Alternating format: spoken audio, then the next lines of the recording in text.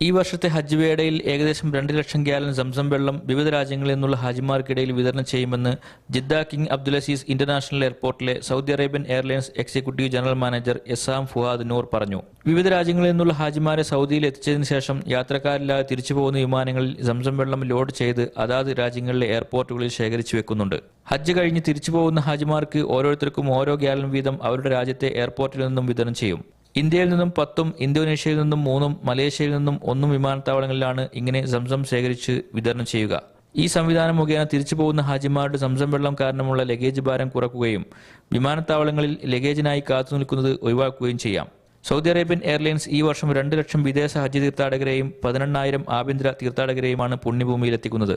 ആഭ്യന്തര തീർത്ഥാടകർക്കായി സ്പെഷ്യൽ വിമാനങ്ങൾ ഉൾപ്പെടെ 976 വിമാനങ്ങളാണ് ജിദ്ദ എയർപോർട്ട് കേന്ദ്രീകരിച്ച് ഷെഡ്യൂൾ ചെയ്തിരിക്കുന്നത്. Sadiq Ali Thuvur, media 1, Jeddah.